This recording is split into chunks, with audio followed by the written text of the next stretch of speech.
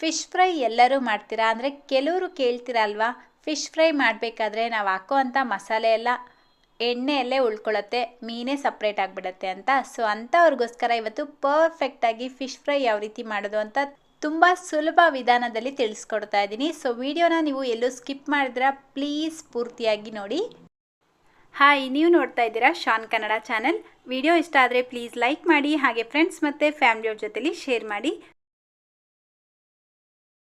ನಾನಿಲ್ಲಿ 1 kg ಜಿಲೇಬಿ ಫಿಶ್ನ ತೊಗೊಂಡಿದ್ದೀನಿ. ನೀವು ಯಾವ ಮೀನು ಬೇಕಾದರೂ ತೊಗೊಳ್ಬೋದು.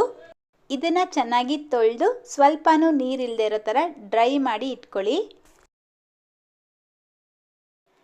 ಈಗ ಫಿಶ್ ಫ್ರೈ ಮಾಡೋದಕ್ಕೆ ಒಂದು ಮಸಾಲೆನ ರೆಡಿ ಮಾಡ್ಕೊಳ್ಳೋಣ. ಸೊ ಒಂದು ಬ್ಲೆಂಡರ್ ಜಾರ್ಗೆ 1 ಟೀ ಸ್ಪೂನ್ ಜೀರಿಗೆ, 1 ಟೀ ಸ್ಪೂನ್ ಕಾಳುಮೆಣಸು, 1 ಟೀ ಸ್ಪೂನ್ ಸೋಂಪು ಹಾಕ್ಬಿಟ್ಟು ಮೊದಲು ಪೌಡರ್ ಮಾಡ್ಕೊಳ್ಬೇಕು.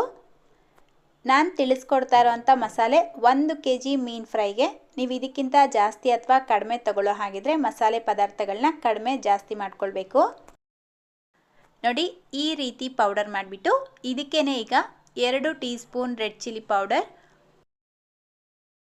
1 ಟೀ ಸ್ಪೂನ್ ಧನಿಯಾ ಪೌಡರ್, ಅರ್ಧ ಟೀ ಸ್ಪೂನ್ ಅರಿಶಿನ, ಅರ್ಧ ಟೀ ಸ್ಪೂನ್ ಉಪ್ಪು, 1 ಟೀ ಸ್ಪೂನ್ ಶುಂಠಿ ಬೆಳ್ಳುಳ್ಳಿ ಪೇಸ್ಟ್, ಅರ್ಧ teaspoon garam masala, 2 teaspoon cornflour, 2 teaspoon ಅಕ್ಕಿ ಹಿಟ್ಟು, 1 ಟೀ ಸ್ಪೂನ್ ಎಣ್ಣೆ, ಅರ್ಧ ಹೋಳು ನಿಂಬೆಹಣ್ಣಿನ ರಸ, ಸ್ವಲ್ಪ ನೀರು ಹಾಕ್ಬಿಟ್ಟು ಮೊದಲಿಗೆ ಮಿಕ್ಸ್ ಮಾಡ್ಕೊಳ್ಬೇಕು. 2 ಟೇಬಲ್ ಸ್ಪೂನಷ್ಟು ಮಾತ್ರ ನೀರು ಹಾಕ್ಕೊಳ್ಳಿ, ಅದಕ್ಕಿಂತ ಜಾಸ್ತಿ ಯೂಸ್ ಮಾಡಬೇಡಿ. ಮಿಕ್ಸ್ ಮಾಡಿಲ್ಲ ಅಂದರೆ ನೀವು ರುಬ್ಬಬೇಕಾದ್ರೆ ಮಿಕ್ಸಿ ಸ್ಟ್ರಕ್ ಆಗುತ್ತೆ. ಸೊ ಈ ರೀತಿ ಮಿಕ್ಸ್ ಮಾಡಿಬಿಟ್ಟು ಪೇಸ್ಟ್ ಮಾಡ್ಕೊಳ್ಳಿ. ಸೊ ನೋಡಿ, ಈಗ ನಮ್ಮ ಫಿಶ್ ಫ್ರೈ ಮಸಾಲ ರೆಡಿಯಾಗಿದೆ. ಇಷ್ಟು ಗಟ್ಟಿಯಾಗಿರಬೇಕು, ಇದಕ್ಕಿಂತ ಜಾಸ್ತಿ ತೆಳುವಾಗಿ ಮಾಡ್ಕೊಳ್ಬೇಡಿ. ಈಗ ಇದನ್ನು ಒಂದು ಮಿಕ್ಸಿಂಗ್ ಬೌಲ್ಗೆ ಹಾಕ್ಕೊಳ್ಬೇಕು. ಅದೇ ಮಿಕ್ಸಿ ಜಾರ್ಗೆ ಮತ್ತೆ 2 ಟೇಬಲ್ ಸ್ಪೂನಷ್ಟು ನೀರು ಹಾಕಿ ಮಿಕ್ಸ್ ಮಾಡಿ ಹಾಕ್ಕೊಳ್ತಾ ಇದ್ದೀನಿ. ಈಗ ಆಲ್ರೆಡಿ ತೊಳೆದಿಟ್ಕೊಂಡಿರುವಂಥ ಮೀನು ಪೀಸುಗಳನ್ನು ಒಂದೊಂದೇ ಹಾಕಿಬಿಟ್ಟು ನೀಟಾಗಿ ಕೋಟ್ ಮಾಡ್ಕೊಳ್ಬೇಕು. ನೋಡಿ, ಈ ರೀತಿ ಚೆನ್ನಾಗಿ ಕೋಟ್ ಮಾಡ್ಕೊಳ್ಬೇಕು. ಹಾಗೆ ಫ್ರೆಂಡ್ಸ್, ನಮ್ಮ ಚಾನಲಲ್ಲಿ ಈಗಾಗಲೇ ಫಿಶ್ ಬಿರಿಯಾನಿ, ಫಿಶ್ ತವಾ ಫ್ರೈ, ಫುಲ್ ಫಿಶ್ ಫ್ರೈ ಯಾವ ರೀತಿ ಮಾಡೋದು ಅಂತ ಹೇಳಿ ಈಗಾಗಲೇ ವಿಡಿಯೋಸ್ನ ಹಾಕಿದ್ದೀನಿ. ಆ ವಿಡಿಯೋ ಲಿಂಕನ್ನು ನಾನು ಡಿಸ್ಕ್ರಿಪ್ಷನ್ನಲ್ಲಿ ಕೊಟ್ಟಿರ್ತೀನಿ, ನೀವು ಬೇಕಿದ್ದರೆ ನೋಡ್ಬೋದು. ನೋಡಿ, ಈ ರೀತಿ ಮಸಾಲೆನ ಹಚ್ಚಿಬಿಟ್ಟು ಮಿನಿಮಮ್ ಅರ್ಧ ಗಂಟೆ ಅಥವಾ 1 ಗಂಟೆ ನೆನೆಯೋದಕ್ಕೆ ಬಿಡಬೇಕು. ನೀವೆಷ್ಟು ಮೀನನ್ನ ಮಸಾಲೆ ಜೊತೆಲಿ ನೆನೆಸ್ತೀರೋ ನೀವು ಫ್ರೈ ಮಾಡಿದ್ರೆ ಮೀನು ಅಷ್ಟೇ ಟೇಸ್ಟಿಯಾಗಿರುತ್ತೆ. ನೋಡಿ, ನಾನಿಲ್ಲಿ ಕರೆಕ್ಟಾಗಿ 1 ಗಂಟೆ ನೆನೆಸ್ಕೊಂಡಿದ್ದೀನಿ. ನೀವು ಬೇಕಿದ್ದರೆ ನೈಟೇ ಈ ರೀತಿ ಮಸಾಲೆನ ಹಚ್ಬಿಟ್ಟು ಫ್ರಿಜ್ಜಲ್ಲಿಟ್ಟು ನೆಕ್ಸ್ಟ್ ಡೇ ಮಾಡ್ಕೊಳ್ಬೋದು, ಇನ್ನೂ ಚೆನ್ನಾಗಾಗತ್ತೆ.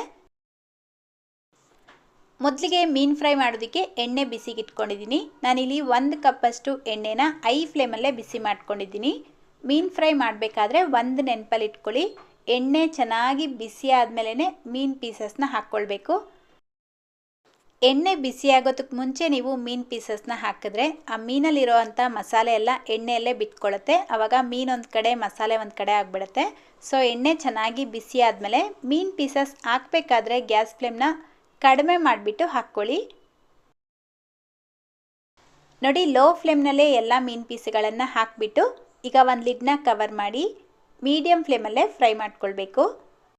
3 ರಿಂದ 4 ನಿಮಿಷ ಫ್ರೈ ಮಾಡಿಕೊಂಡ್ರೆ ಸಾಕು. ಹಾಗೆ ಮೀನು ಹಾಕಿದ ತಕ್ಷಣ ಮಿಕ್ಸ್ ಮಾಡಬಾರ್ದು. ಒಂದು 3-4 ನಿಮಿಷ ಬಿಟ್ಟು ಈ ರೀತಿ ಉಲ್ಟಾ ಮಾಡಿ ಹಾಕಿಬಿಟ್ಟು ಮತ್ತೆ ಲಿಡ್ನ ಕ್ಲೋಸ್ ಮಾಡಿ 3 ರಿಂದ 4 ನಿಮಿಷ ಫ್ರೈ ಮಾಡ್ಕೊಳ್ಬೇಕು. ನೋಡಿ, ಕರೆಕ್ಟಾಗಿ 4 ನಿಮಿಷ ಆದಮೇಲೆ ಮೀನು ಚೆನ್ನಾಗಿ ಫ್ರೈ ಆಗಿರುತ್ತೆ. ಈಗ ಇದನ್ನು ಒಂದು ಪ್ಲೇಟ್ಗೆ ತೆಕ್ಕೊಳ್ತಾ ಇದ್ದೀನಿ. ನೋಡ್ಬೋದು ನೀವಿಲ್ಲಿ ಒಂಚೂರು ಮಸಾಲೆನೂ ಎಣ್ಣೆಯಲ್ಲಿ ಬಿಟ್ಕೊಂಡಿಲ್ಲ. ಈಗ ಸೆಕೆಂಡ್ ಬ್ಯಾಚ್ ಫ್ರೈ ಮಾಡ್ಕೊಳ್ಳೋದಕ್ಕೆ ಮುಂಚೆ ಐ ಫ್ಲೇಮಲ್ಲಿ ಎಣ್ಣೆನ 2 ನಿಮಿಷ ಬಿಸಿ ಮಾಡಿಬಿಟ್ಟು ಮತ್ತೆ ಗ್ಯಾಸ್ ಫ್ಲೇಮ್ನ ಕಡಿಮೆ ಮಾಡಿ ಉಳಿದಿರೋವಂಥ ಪೀಸ್ಗಳನ್ನು ಹಾಕಿಬಿಟ್ಟು ಫ್ರೈ ಮಾಡ್ಕೊಳ್ಳಿ. ಹಾಗೆ ಫ್ರೆಂಡ್ಸ್, ನಿಮಗೆ ಅನ್ನಿಸ್ಬೋದು ನಾನು ನಾನ್ ಸ್ಟಿಕ್ ಪಾತ್ರೆ ಯೂಸ್ ಮಾಡಿದ್ದೀನಿ ಅದಕ್ಕೆ ಮಸಾಲೆ ಅಂಟ್ಕೊಂಡಿಲ್ಲ ಅಂತ. ಆ ರೀತಿಯೆಲ್ಲ ಏನಿಲ್ಲ. ನೀವು ಬೇಕಿದ್ರೆ ಅಲ್ಯೂಮಿನಿಯಂ ಸ್ಟೀಲ್ ಪಾತ್ರೆ ಬೇಕಿದ್ರೂ ಯೂಸ್ ಮಾಡಿಬಿಟ್ಟು ಮಾಡಿ, ಖಂಡಿತ ಮಸಾಲೆ ಬಿಟ್ಕೊಳ್ಳಲ್ಲ, ಚೆನ್ನಾಗಿ ಮೀನು ಫ್ರೈ ಆಗುತ್ತೆ. ಬಿಸಿ ಬಿಸಿ ಜಿಲೇಬಿ ಫಿಶ್ ಫ್ರೈ ರೆಡಿಯಾಗಿದೆ. ತಿನ್ನಬೇಕಾದ್ರೆ ಮೇಲ್ಗಡೆ ಸ್ವಲ್ಪ ನಿಂಬೆಹಣ್ಣಿನ ರಸ ಹಾಕ್ಕೊಂಡು ತಿನ್ನಿ, ರುಚಿ ಸಖತ್ತಾಗಿರುತ್ತೆ. ಸೊ ಮಿಸ್ ಮಾಡಿದ್ರೆ ಟ್ರೈ ಮಾಡ್ತೀರಾ ಅಲ್ವಾ? ನಿಮ್ಮೆಲ್ಲರಿಗೂ ಈ ಮೀನು ಫ್ರೈ ಇಷ್ಟ ಆಗಿದೆ ಅಂತ ಅಂದ್ಕೊಳ್ತೀನಿ. ಇಷ್ಟ ಆಗಿದ್ರೆ ನಿಮ್ಮ ಮನೆಗಳಲ್ಲಿ ಟ್ರೈ ಮಾಡಿ ನಿಮ್ಮ ಅನಿಸಿಕೆ ಅಭಿಪ್ರಾಯಗಳನ್ನು ಕಮೆಂಟ್ ಮಾಡಿ ತಿಳಿಸೋದನ್ನು ಮರಿಬೇಡಿ. ವಿಡಿಯೋಗೆ ಇನ್ನೂ ಲೈಕ್ ಮಾಡ್ದಿರಾ ನೋಡ್ತಾ ಇದ್ದರೆ ಪ್ಲೀಸ್ ಫ್ರೆಂಡ್ಸ್ ಲೈಕ್ ಮಾಡಿ, ಶೇರ್ ಮಾಡಿ. ಇದೇ ರೀತಿ ಮತ್ತೊಂದು ಟೇಸ್ಟಿಯಾಗಿರುವಂಥ ರೆಸಿಪಿಯೊಂದಿಗೆ ಸಿಗೋಣ. Thank you.